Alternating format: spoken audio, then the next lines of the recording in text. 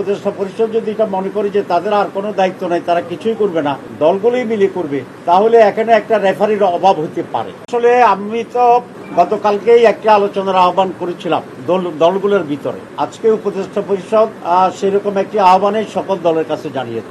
আমরা এখন দেখতে চাই মেন স্টেক হোল্ডার মৌলিকভাবে যে সমস্ত দল আছেন তারা এই আহ্বানকে কিভাবে সাড়া দেয়। তো তারাও যদি একইভাবে আমাদের মতো সাড়া দেয় তাহলে আমরা সকলেই বসতে কোনো আপত্তি নেই, এবং বসলেই আমি আশা করি যে একটা রাস্তা বেরিয়ে আসবে ইনশাল্লাহ।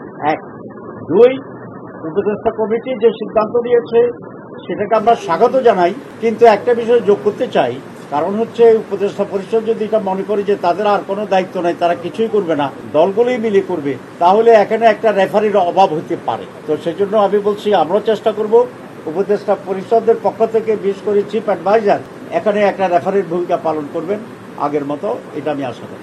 এখানে তো আমরা সব একমত হয়েছি। একটি দল হঠাৎ করে তারা ঐক্যমত্যে আমরা পৌঁছেছিলাম সেখান থেকে সরে আসছে, এবং তাদের দলের ভিতরেও ভিন্ন ভিন্ন বক্তব্য আছে। কোনটা ওনাদের দলীয় বক্তব্য এটা কিন্তু আমরা কনফিউজ, কারণ ওনাদের কেউ বলছে যে সনদ আমাদের, সংস্কার আমাদের দরকারই নেই, কেউ আবার বলেছেন যে আমরা তো সনদ চাই কিন্তু আমাদের নোট অফ ডিসেন্ট থাকতে হবে, কেউ আবার বলেছেন যে ঠিক আছে এগুলোর আইনি ভিত্তি দেওয়ার জন্য পরে আমরা একসাথে গণভোট করে আমরা চেষ্টা করব। তো এখানেই মূল বিষয়টা এখানে আটকে আছে। তারা যদি এটা স্পষ্ট করেন যে এটা আমাদের দলীয় বক্তব্য, এবং তারা বলেন যে তারাও আলোচনায় এসে একসাথে টেবিলে এটা সলিউশনের একটা উদ্যোগ নেবে, আমি মনে করি জটিলতাটা কমে যাবে।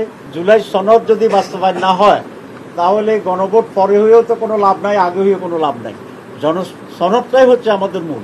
তো সনদের জন্য গণভোট অপরিহার্য, এবং এটা আলাদা হইলেই জনমতকে এখানে যাচাই করা যাবে।